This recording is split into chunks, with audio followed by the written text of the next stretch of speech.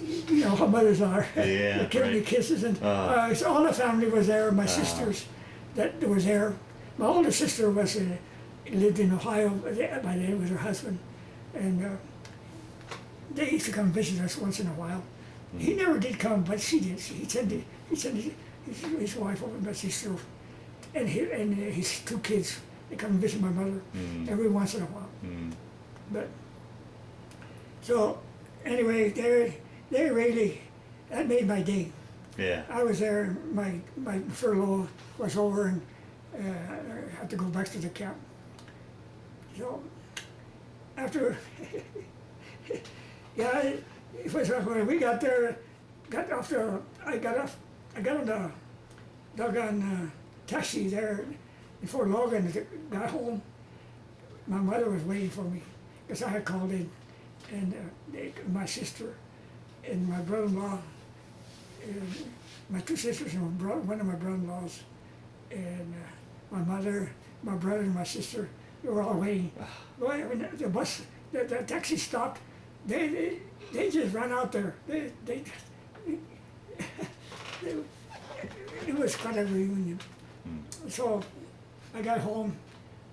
I was supposed to stay another week and then go back to get my discharge.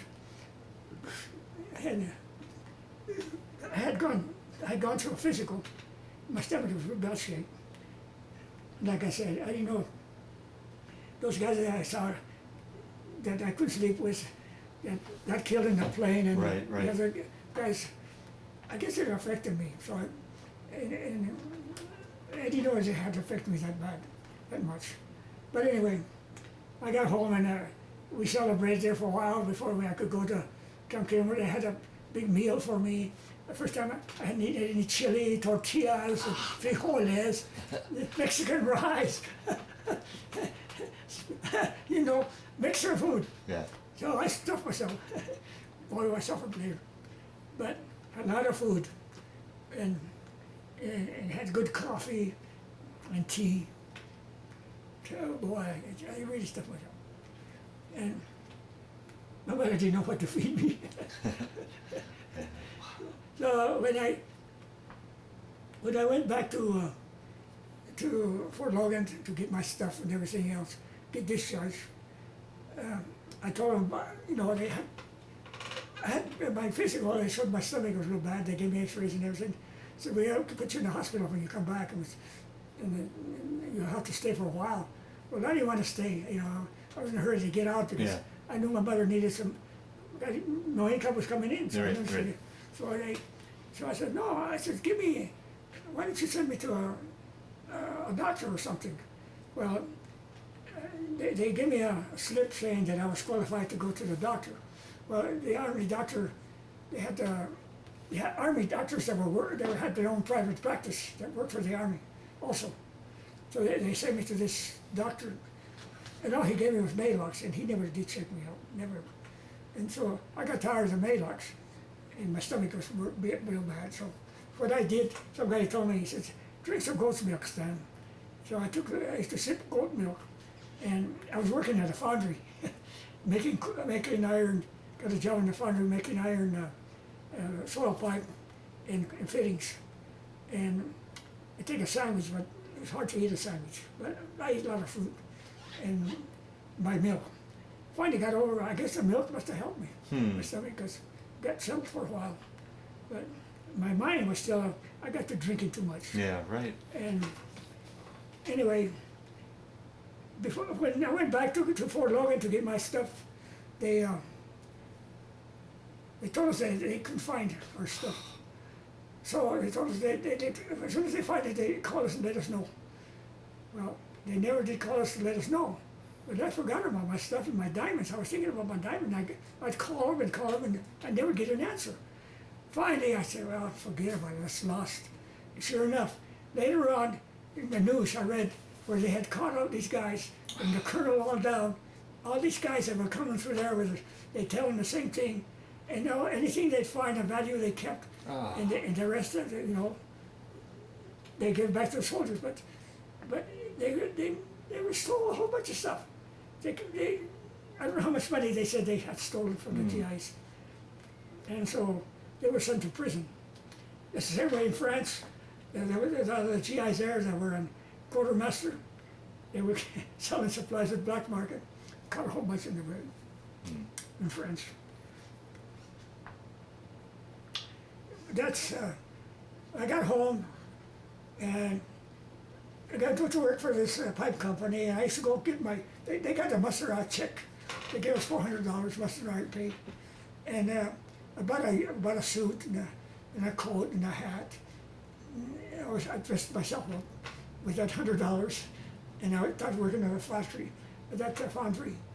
And so then I met some of the other GIs that I had known that were coming back from the war. I found out they were meeting at a beer joint there in Denver. So I went down there, and sure enough, I seen some of them that had been in the paratroopers, and some of them in the Army, and some of them in the Air Force. And Mark, my best friend, Now, is this the four buddies that used to hunt? Yeah. Yeah, okay. Mark had come back. He had been in India. Sent him to India. He became a mechanic there, and later on, he stayed in India all the time. He was in the war there, and he told me about his experience there. But at first he was mad at the English for he saw them carrying their little whip and beating the people away from them. He found out why later on. They have all kinds of diseases. Ah, right. And so he didn't, but he still felt bad about it. But he told me about it. But the poor people over there, they follow the cows, and when they defecated, they go down and pick out the grain and make patties out of it so they could eat. They were starving to Yeah, yeah. So they used to give a lot of food away.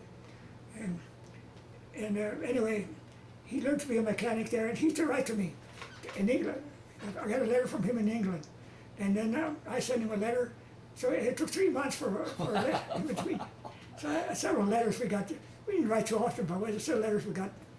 The other two guys, I didn't get no letters from them.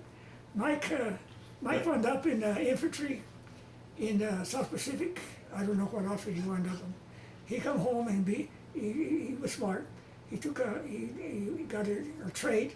He went to upholstery, he learned to upholstery, and he was a damn good upholsterer. The guy that taught him was a Jewish guy, and he really taught him. And later on, he went to work for the airlines, for United Airlines, and that's what he did, patched holes and fixed, made upholstery and furniture and all that. They sent him to California. He got married, a nice gal, and his mother and him wanted me to marry their sister. But I never did marry her. She married somebody else. Anyway, and then Mark come home, and he got married. His wife had TB, tuberculosis. And she had her in the hospital for a long time, and finally she got not well enough so they got married, and they had 2 kids, and 2 sons, and he went to work for the airlines. He went to work for Western and United. He became a mechanic for a jet. They sent him to school to learn jets, so he was a good mechanic. So all you buddies, y'all made it back home alive? Yeah, Okay. and then Tony come back, also Skinny Tony, and he's the one that had a bike in the neighborhood. The only one that had a bike. He showed us how to ride a bike. And he had skates, the only one that had skates. His father was a sheep herder, and he was the only one that was making money. Because, not much money, but he had enough money to keep his family going. Yeah. It was hard times for him. Yeah, sure. So, anyway, Skinny Tony come back, and he was in the infantry also. And he went to work for the VA hospital there in Denver. And he was a medic, became a medic. And he done pretty good for himself, got married. And he was a real fun guy. He liked to fish a lot. And right after I got home and I found out where he was at, we went out and I bought me a car. And he didn't have a car. He never did learn to drive either. I don't know why he didn't learn to drive, but anyway, I took him. He said, "Hey, son, let's go fishing." And I said, "Okay." So I put a limit. I told him we'll come home at 5 o'clock. So I took him down to a lake, and we went down there the first time. We went fishing 5 o'clock come around, and she said, well, wait a minute, stand up over here. Wait a minute, 6 o'clock, 7 o'clock. Tony, I want to leave you. So finally come back and got in. We got him. Well, we went several times like that. And I thought, I'm not going to take the fishing no more. Well, another time, all 4 of us went. And went fishing at another lake. He did the same thing to us, but this time we left him. But he could catch a streak off of where he was at, so he got up to his home. We never took him out no more. Yeah. But I got a picture of him when he died. I went down to Fort Logan, and they got a picture where he's up in the mountain with a string of fish. Mm. That's in a fishing pole. Mm. I'll never forget that. Yeah. He was a good guy. And Mark and Tony and Mike and me, I got to my Tony and I, was it Tony? Yeah, Tony and I started going out together. After we got home, found out where we were going. We jumped together, and I found out these other guys in the infantry, and I found one guy that had been in the McClellan Field at that 23rd Air Base Squadron. He had gone. They sent him to mechanic school, and he became a mechanic, and later married one of my sisters. Really? Huh. And anyway, he was. She met him there, and several other guys, and it's a fun thing. A lot of guys had been brought home German Lugers and P-38s, and they snuck them across. I don't know how they did it, but they did it. And when that time she said, let's go try our weapons out. So we went out to a farm, an area out there where there's nobody around. We tried to hit like big Ken, couldn't hit anything. He said, one guy said, how the hell did we win the war? But anyway, some of the guys there that we knew got buried also. And one day I saw one guy coming about a year later with twins, real happy pushing their twins down the street. And there was a lot of guys that I knew that had gone through the Army and infantry. They went up in all kinds of squatters or outfits. And then after I worked at this company, I went to work for construction. And I worked construction for 20 and a half years through the AFL-CIO in Denver as a construction laborer. For 20 years? About 20 years. Wow. I wheeled a lot of cement there in Denver. I done a lot of wheeling and a lot of mixing in the mixers because shoveling mixers. There for a while we didn't have those trucks. Yeah. But one day when I saw a big truck coming I was working on the job site for the contractor that had 800 houses to build there on this area, this lot there in Denver, outside of Denver. Well, later it became Denver, part of Denver. Anyway, and we were doing a lot of mixing in the mixers and pouring a lot of footers and foundation walls and everything else. And so one day I saw a big truck over there, and I went to see what it was. And I saw this laborer working on this truck, holding the chute, and another guy vibrating with a vibrator. And I went, boy, that's easy. And so I went back and told my boss, why don't you get you something like that? He said, tomorrow we're going to have one. We did get one. Wow. That made it easy for me. Yeah. And that contractor didn't have too many laborers that when I was working with. He only hired what he needed. And the same way with carpenters. So when he needed somebody, he'd call the hall and they'd send him as many he needed. So a lot of times I had to do a lot of the work myself. Anyway, it was work. I didn't mind working hard. One of the times I was working, I got pictures. I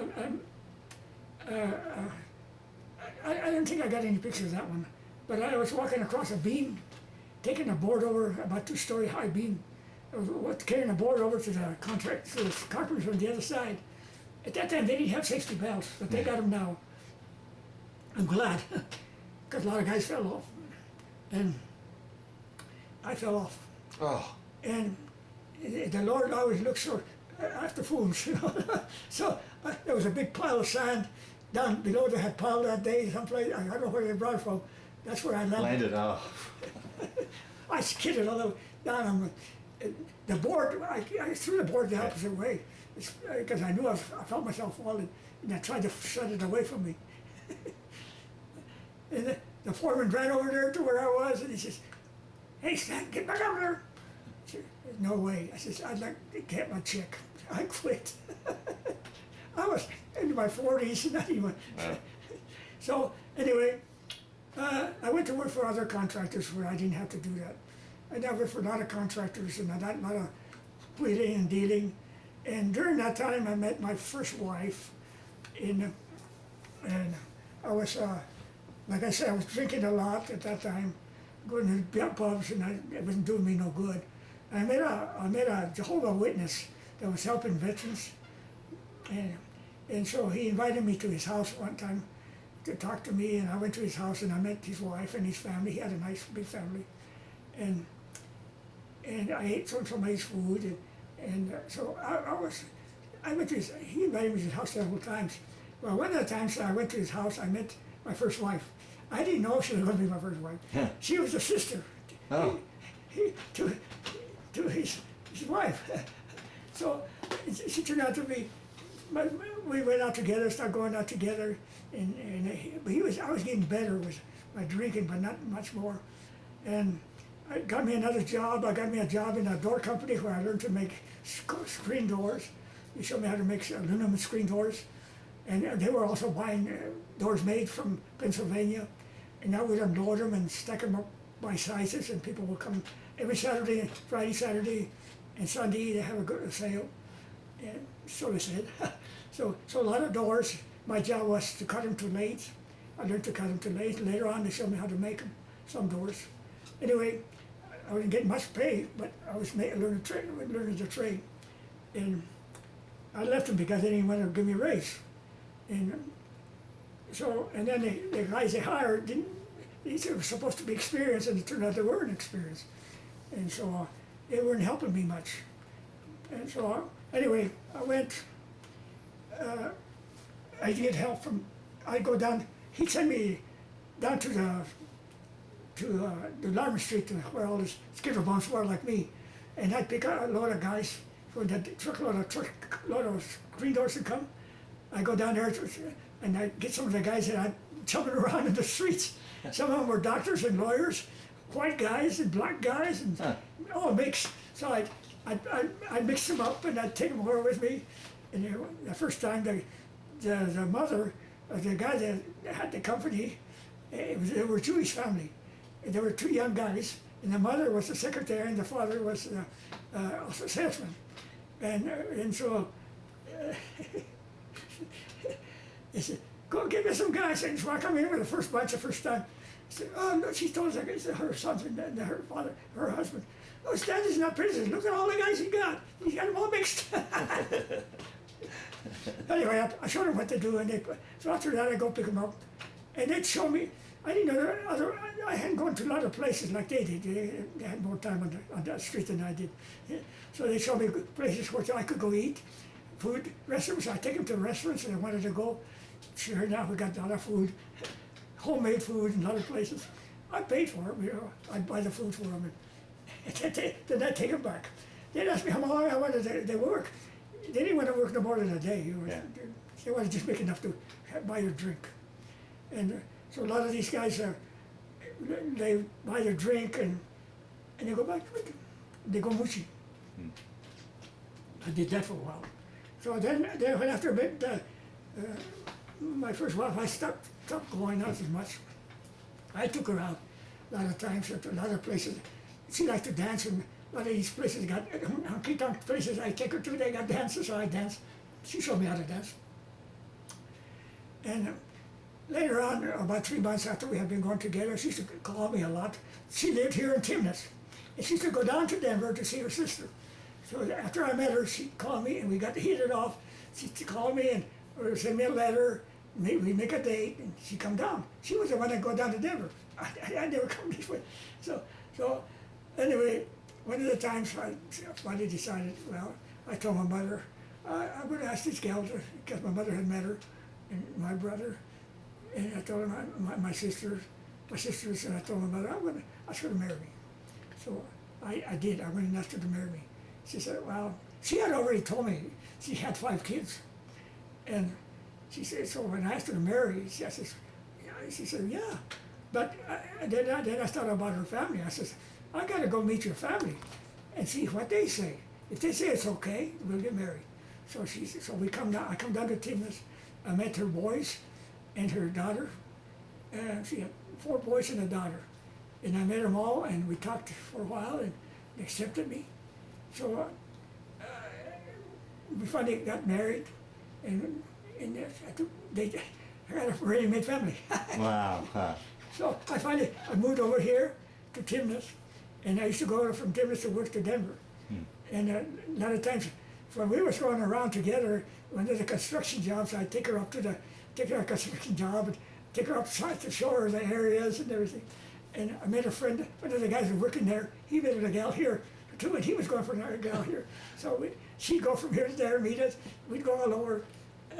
We was buddied together. Anyway, I married mine, and he married the other gal, so we got married. I had a ready-made family. And the reason she was going to Denver a lot was she was chasing after her husband, trying to get him back. He had been in the Army himself, but he didn't go overseas, he stayed here stateside. But she couldn't get him back. She had been in love with him a lot. She loved him a lot, and she'd done a lot of prayers, praying, trying to get him. She was Catholic and trying to get him back, but he didn't want to come back.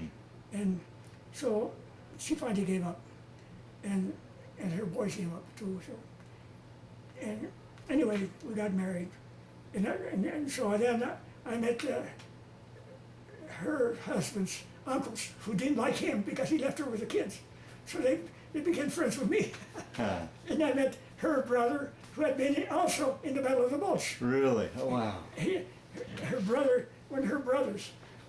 And he had been in the Battle of the Bulge, I didn't know that. They never did tell me much about their experience. He never did talk about it. But I knew he had been in the war. And then later on, his son went to Vietnam, and he was a CIA agent in Vietnam. He was behind the lines because he looked like a Korean. You know, the features.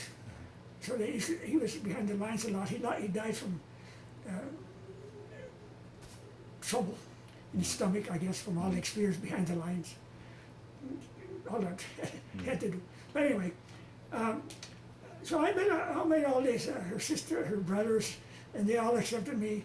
And we used to go to Trinidad, where she, in fact, that's where her and her husband had lived in Trinidad. And her father and mother lived in Trinidad. They come from Mexico. They went to work in the mines during the war, First World War. So they needed people to work in the mines, you know. So they became miners, and they stayed here. And during that time, there was a lot of experience that they had there, where the governors and the National Guard there. Right, yeah. They killed a lot of those scabs. They became scabs anyway. Her husband had been a miner, and her brother, the one they went to had been in the Battle of the Bulge, and I forgot who else was a miner. Two of her brothers had been miners, and her father. And they had, in Trinidad, they met a lot of people who were miners from all nationalities.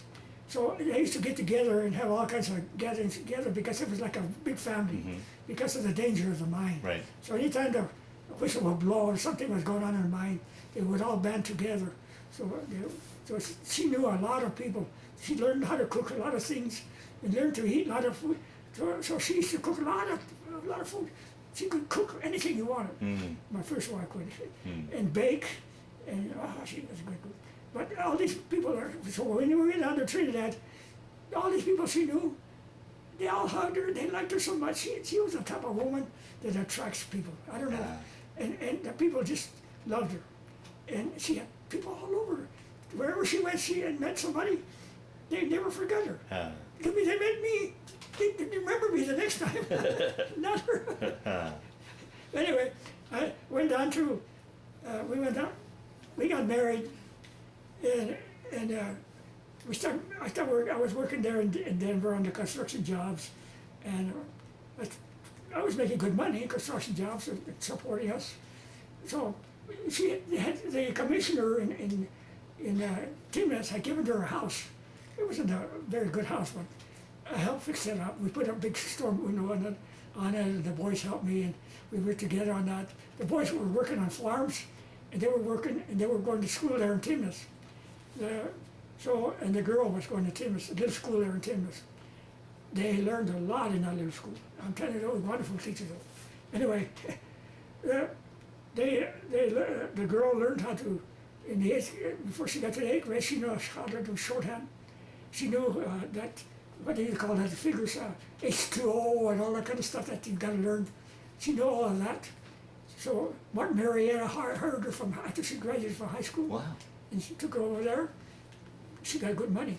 She learned to use all the equipment, in the office equipment and all kinds of stuff.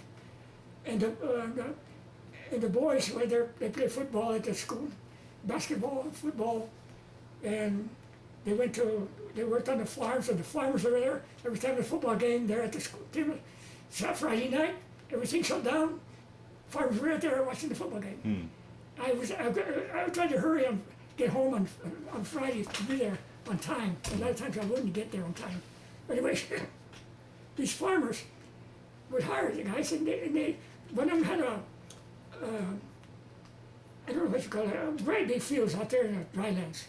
And he had those great big tractors that they have, and he showed them how to drive these tractors, air-conditioned tractors. So the boys would go out there and they'd spend their days out there driving those tractors. And they were going to school. And then later on, we were trying to get money, but we told them to save their money from the farm work so that they could go to college. Well, they saved enough to go to junior college. Well, they got a scholarship from that football playing and basketball. Oh, wow. The boys, Sammy and Tony, were captains 1 year. Sammy was captain 1 year and Tony the next year. They both had been quarterbacks 1 year and the other one the quarterback for 2 years. And then Philip was a halfback, and he was good at it. The pros were after him. Wow. So anyway, they went Philip went to Toro Junior College, where he played football. That's where the pros were checking after him. He was good at it. And then the other two went to Trinidad, and they were playing football there too also. Well, Philip got hurt in Trinidad. They broke his knee cap there in Trinidad, so he left out on the pros. So he wasn't a pro no more. Good for the pros. But anyway, then they went to that 1 year. Sammy went to work for Woodward Governor, and Tony went to 1 year to CSU. He joined the ROTC, and he wanted to be an engineer, but didn't have enough money for engineering. And one of the gals that was going to school with him at Timnath, all her family were valedictorians. She was helping him with the math as much as she could. And he, in turn, was helping his mother with math because she wanted to be a nurse. And she became an LPN later on. She took a test and got past it. But math was a little hard for her, like me. But she made it. And then Philip, he went to college there in Otero, and then he became a federal meal inspector. So he was a meal inspector at all these companies here. They didn't like him because he was too strict. So anyway, but he was a federal meal inspector. Now he suffered from diabetes, real bad. His mother, my first wife, died from diabetes. Oh boy, how many years were you guys married?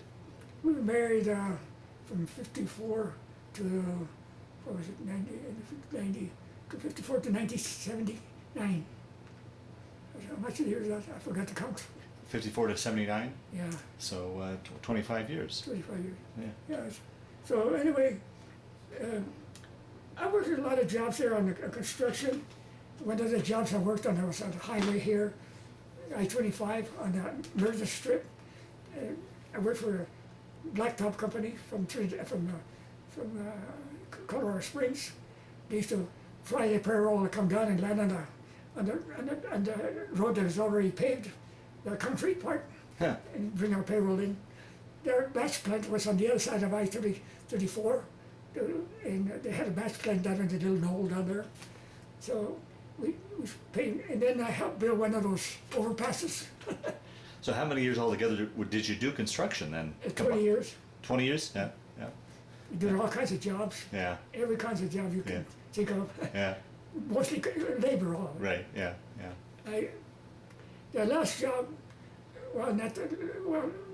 job on construction, I worked at the tunnel, the water tunnel up in the mountains by the Muffetto. Oh, okay. It had dug the tunnel about 7 miles into the mountain. And later on, it was lined up with concrete, so make a big pipe. We had water on there all the time, 16 hours a day, 7 days a week. Mm. That was a hard job. Yeah, yeah, yeah. And we didn't see daylight. After about 3 months after that, one Sunday, they told us we were going to have the Sunday off. And it had snow, there was like a blizzard out there. And it was late at first and it rained. And the road was slick on the bottom of the snow. So I told you can go home. You can have Sunday off, you know. I didn't have much gas in my tank. And so I said, well, let's see if I can make it to the road. So I looked for my chains and I couldn't find my chains in the car. I had an old Lincoln. And so then it took me 9 times to get up to the main road that goes to Black Hawk and Boulder. Because every time I get up to that, right just by the road, that car be coming. Oh, So the 9th time I got over, and I got over to a little parking place there where I saw another guy putting a chains on his car. And so I went, I said, I know I had chains. So I dug and I finally found them way in the corner. I dug them out and put them on there.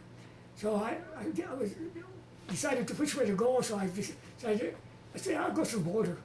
And that way I could get to Denver. With the gas that I got, maybe I can make it to Denver. And sure enough, I had to push a car in front of me up because he had snow tires. Finally got him over a little hump, got him over and going down into Boulder. We got to Boulder, and I called him. I had 20 cents, so made a call to my sister from Boulder to see if any boys were home. Since being in Sunday night, nobody was home. She was alone. So she said, I can't help you. So I said, well, I'll see if I can make it to Denver. I got to Denver. I got to, I forgot what street it was, but right in front of a beer joint, I ran out of gas. The beer joint was open, and I went inside and asked the guy if he could cash a check for me, because I only had a dime left. And he says, no. I says, I cashed all the guys check, the guys who work construction. They come to the joint to get their checks cashed. So he says, well, I got a dime, can I use your phone? I said, yeah. So I called a friend of mine, I thought he lived there in Denver, not too far from that beer joint. My sister lived about 3 blocks from there, and I walked over there first before I went in the beer joint, and I couldn't find her home. She was in a home, one of my sisters. So then I called this guy, and I said, well, I hope he's home. He was home. He was a friend of mine. He had his wife with 10 kids, and he had been in the army. When he got home and got married. He was Paul Rodriguez. And anyway, I became his compadre. I baptized one of his boys. And anyway, he comes over with a couple of 5-gallon cans of gas and put them in the car. And then he says, I think you need some antifreeze. So we went inside and he bought me a couple of drinks. He said, I gotta go home. I said, I'm on my way home. I said, I better leave. He said, already, it was after midnight. I said, I gotta get home, see if I can make it to Fort Collins. So I did. I said, I haven't seen my wife in some time now, Yeah. 3 months. Oh, I had a bunch of checks and Yeah. no money. Didn't know how she was doing, but I knew the boys were helping her because they were good boys. Mm. So I got home and I said, no way, no more of that. And I made enough money. She had been after me to put an application for jobs here where I could get benefits because construction, I didn't have no benefits. Right. We were fighting for benefits, but somehow or another the union was fighting against us benefits. I don't know why, but we fought. So I put applications at Woodward Governor and at the college and at Forney's. And so I got home. I was able to save enough money at that job. So I put a down payment on this house. I was looking for a place to live. And we had been renting by that time. We had renting here in Fort Collins. The boys had pitched in and rented several houses. We moved into several houses. But I was looking for a house, a permanent home. And I wanted a home, a nice home.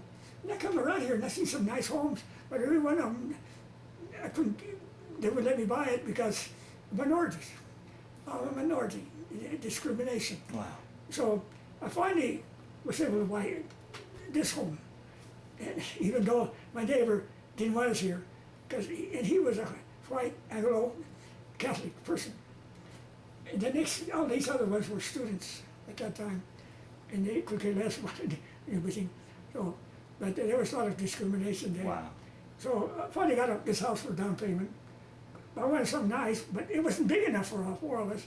But by that time, the boys started leaving. The girl got married, and then one of the boys got married, and then the other two finally got married. One of them bought his own house and later got married. And they all went out and bought their own homes.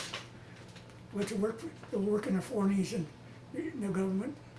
And then I got a job at the college. I worked there 20 and a half years. How many? 20 and a half. Wow. At the college. I worked at the South College gym over here, that little building there, 8 years, where I could go back and forth, walk home. Oh, right, yeah. So I worked there, and I'd come home and eat, and go there and eat.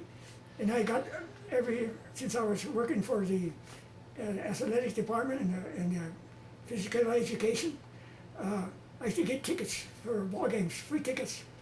So and I met a guy there, Allison Steele, Anglo guy. He told me one time, I don't like Mexicans. He looked at me, why? He says, well, one time I was working at a filling station and they come and fill it with a tank full of gas and then they took off on me, didn't pay me. So I don't like Mexicans, I hate Mexicans. Huh. I said, well, I'm a Mexican. I said, we've been working about 3 months or 4 months. He said, you are? We had been going out together. I go into his house. I hadn't taken my wife there yet. Yeah, yeah. But he bugged him. But we get friends. So later on, we used to visit each other. He liked tacos and burritos, so my first wife, we used to go to their house and they'd come and eat. It was just him and his wife. Yeah. Anyway, he taught me a lot of things about custodial work. And yes, he was a good guy. And then I met my foreman, my supervisor, their lead. I became friends with him, Will Hahn. He was a real good guy. I used to go to his house too.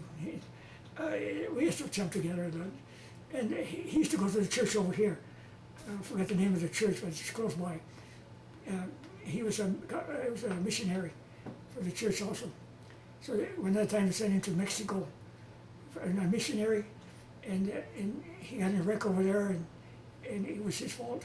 So one other time he got a letter from them, and he didn't know how to apologize to them, but he got a letter from them. They were apologizing to him. They wanted him to come back in Spanish. So my first wife translated for it. But anyway, we became good friends. I worked at that building 8 years. And during the time I was working there, a student from India came over, asked me if I wanted to be on the Human Relations Committee, that I would be representing the public employees at that committee, which had just been formed not too long before that.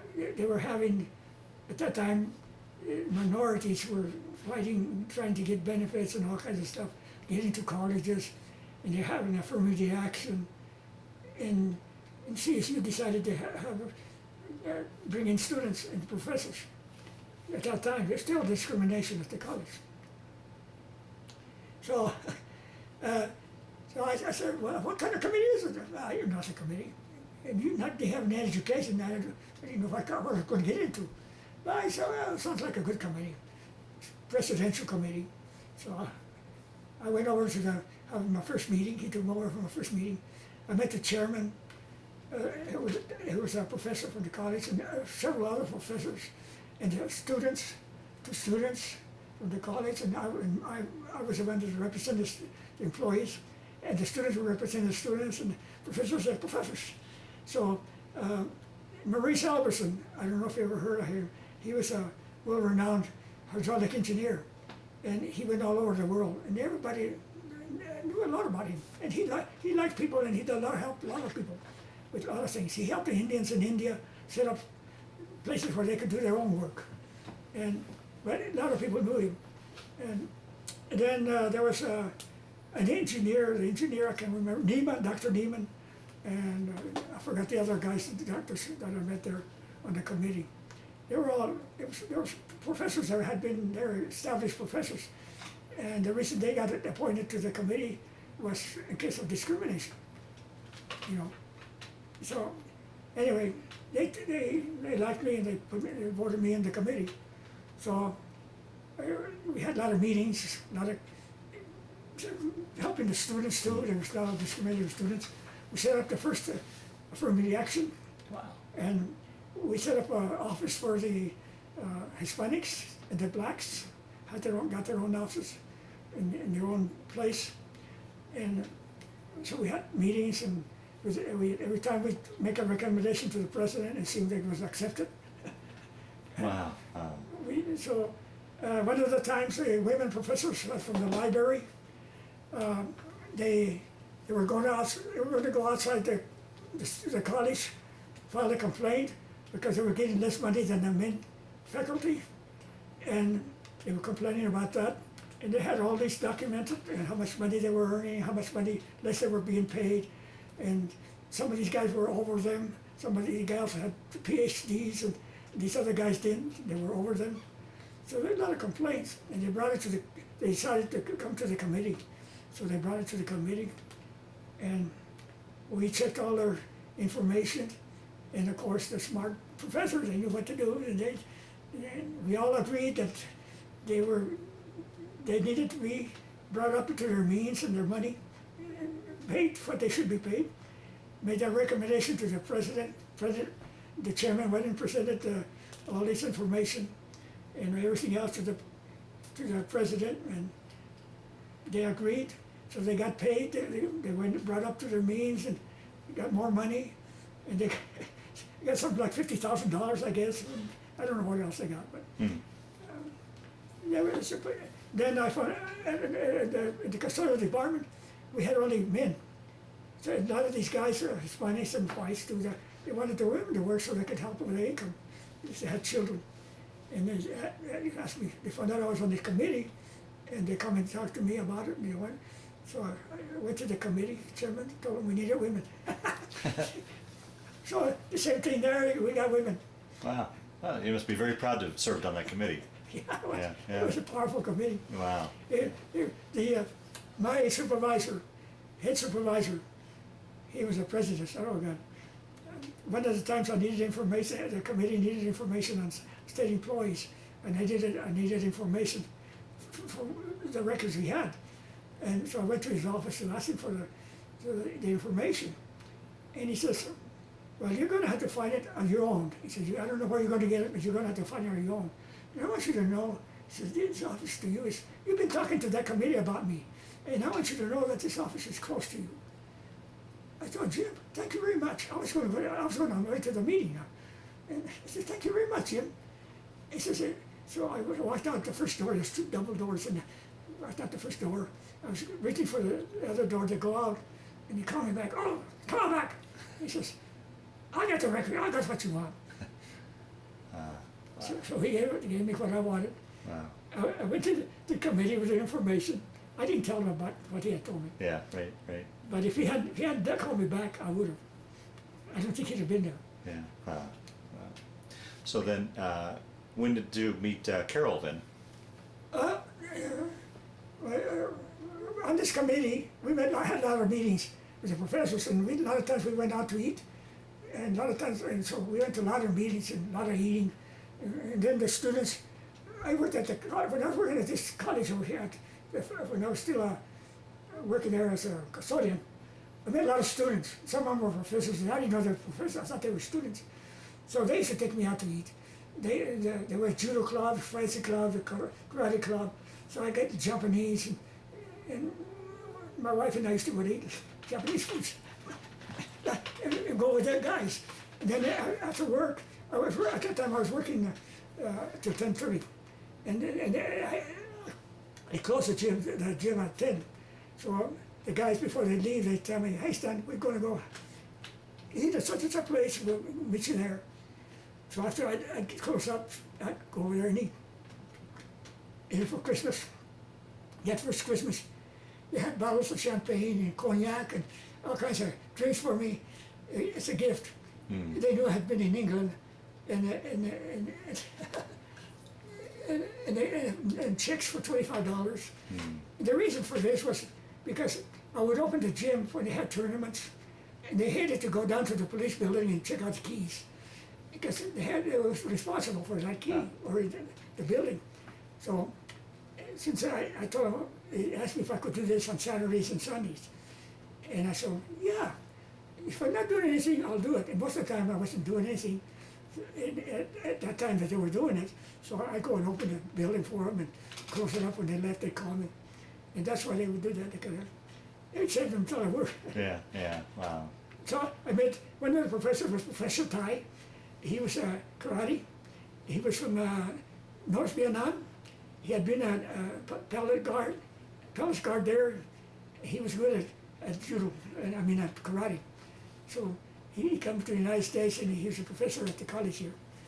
And there's a lot of people like that I met.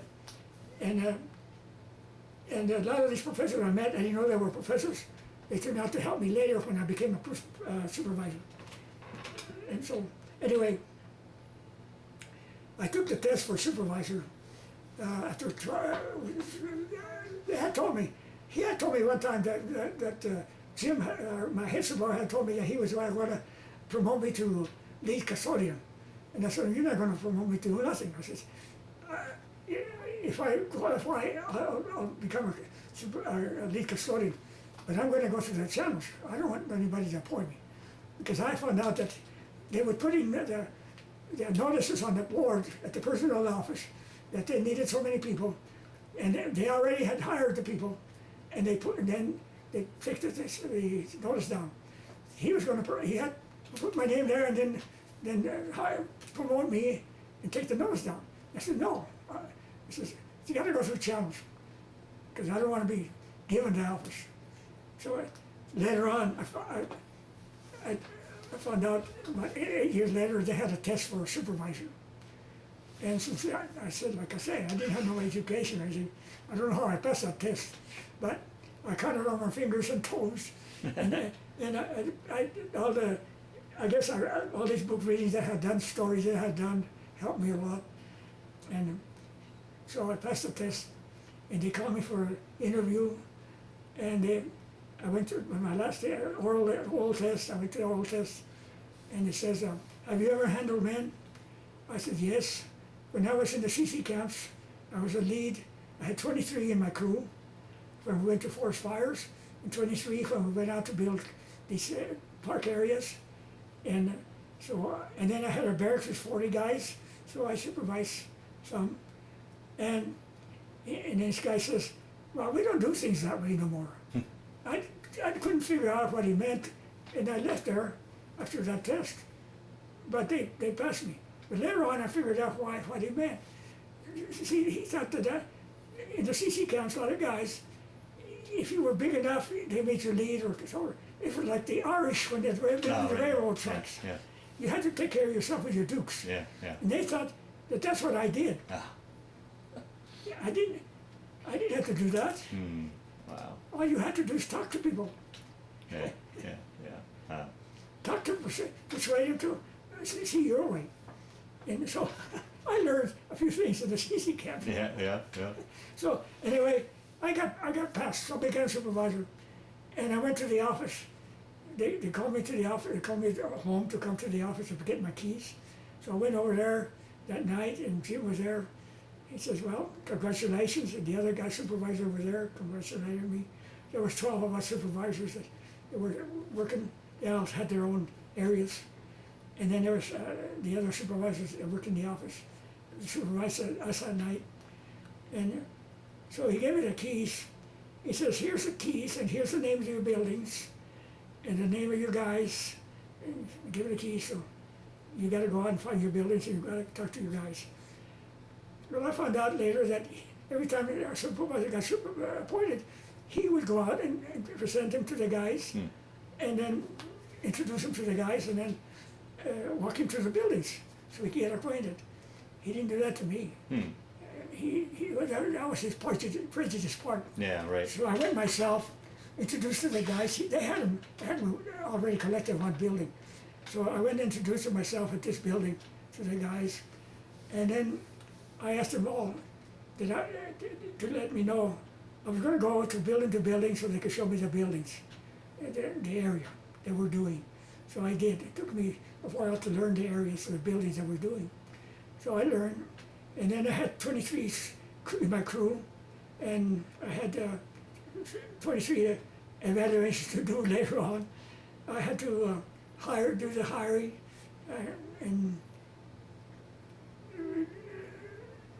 I had to go to the meetings when they hire somebody. They bring somebody in to be hired. I go to the boardroom and check them out, and I talk to them and hire them if they ask them if they want to work for a Hispanic or like that, you know. So anyway, I had these 23 guys, and they showed me the buildings, and I had some women in there, and I went and asked for. I found out that my area called for 2 leads for me to help me in my area. So I went to the supervisor, my head supervisor, and I guess you know what he told me. He told me you gotta go to the higher up supervisors, and you gotta go talk to them yourself.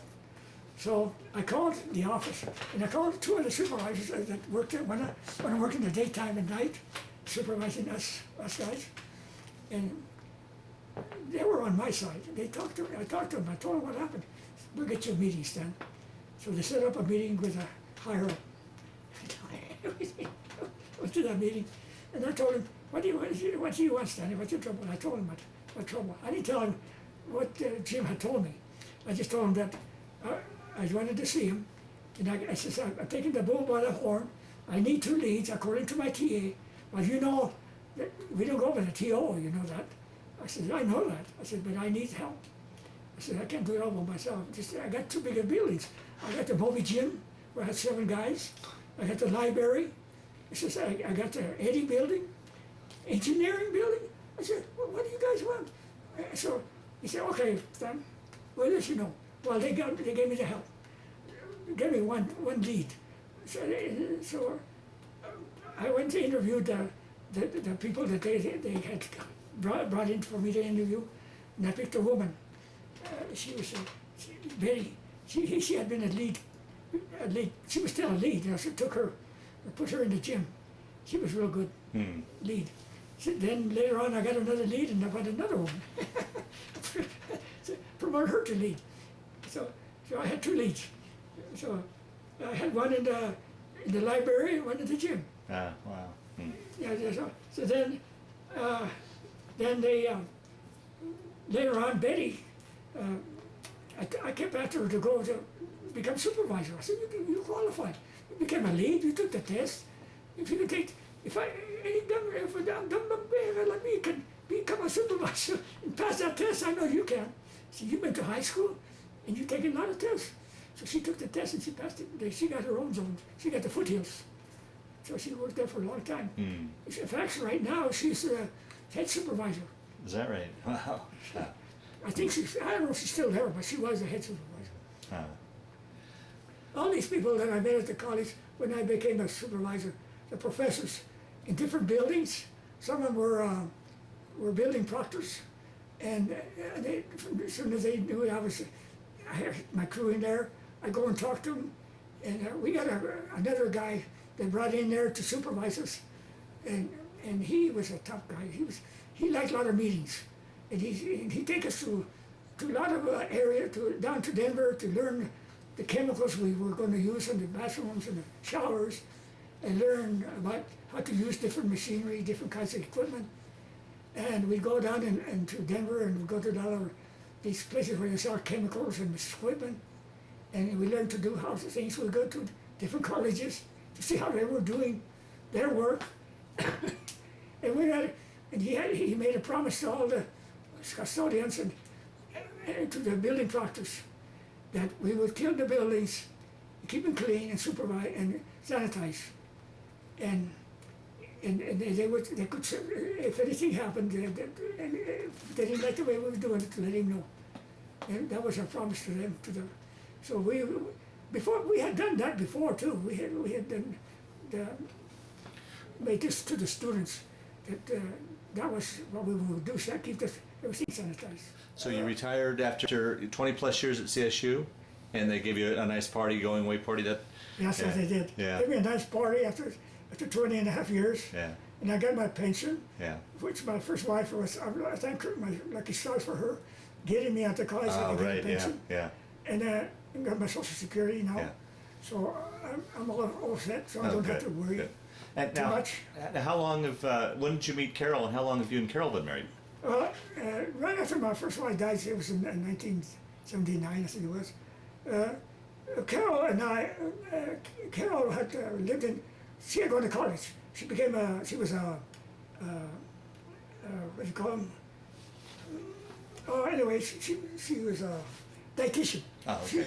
She went to California to do her work there with her sister, and she got married over there. And her father and mother lived here in Fort Collins. They lived at 2 houses from me. They were in the corner house. So we knew them. Ruby and I knew them because we had met them and they invited to their house. We both met each other, went to eat at their house and they ate at our house.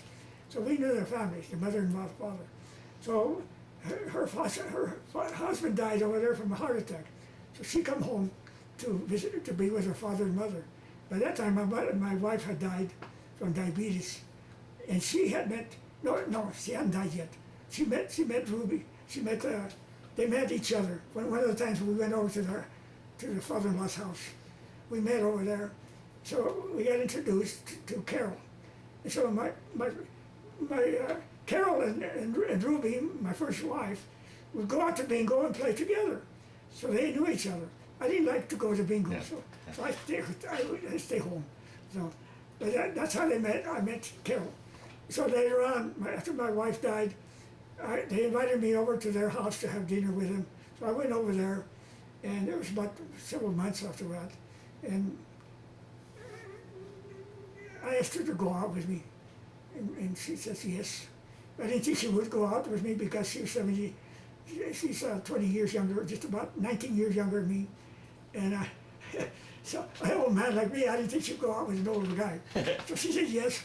So we got married.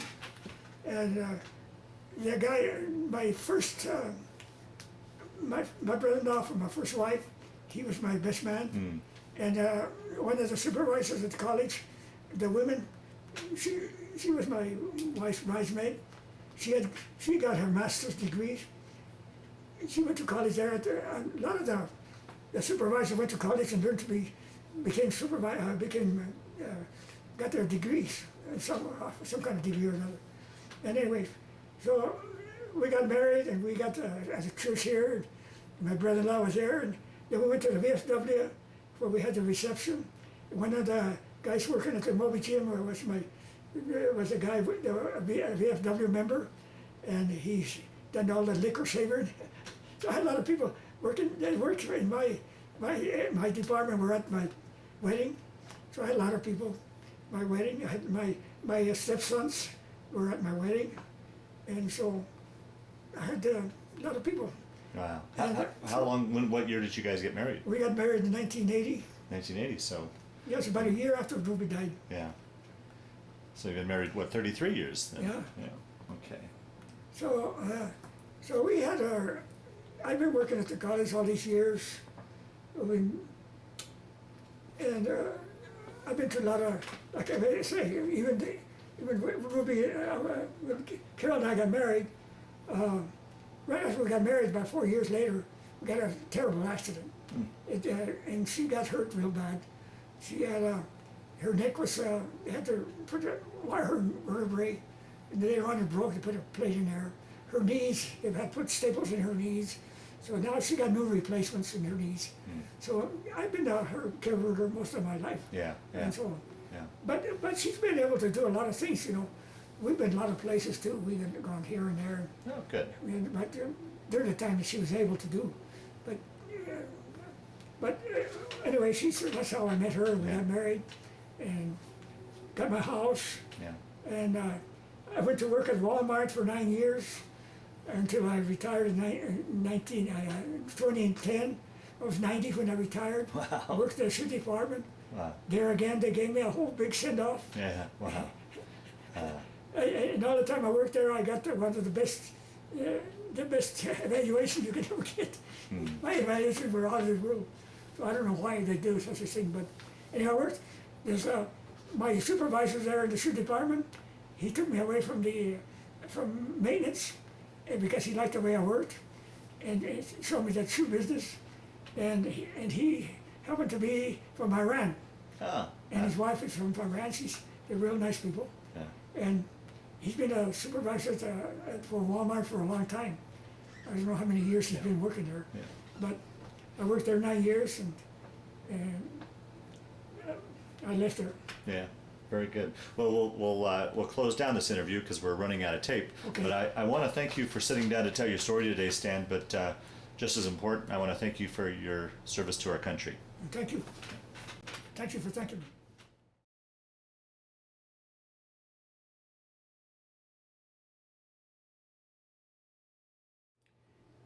This is a baby picture of me.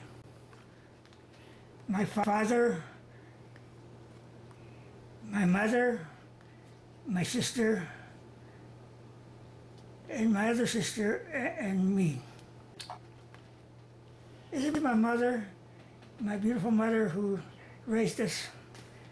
After your father died, huh? She died in about 1970, I think it was. This is me, my picture of me, Stanley, when I was about, I don't remember how old I was. Looked like I was about 6, 7.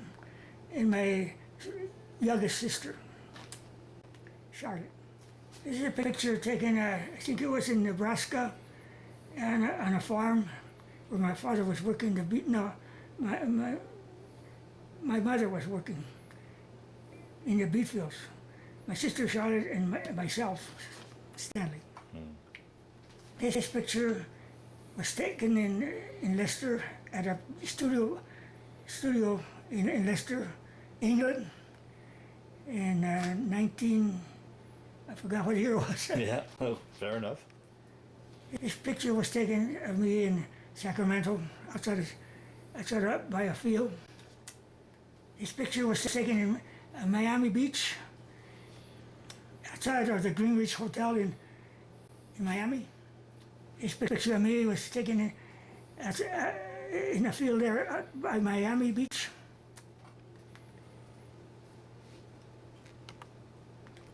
This picture was taken of us drivers there outside of Newbury, England, on a base.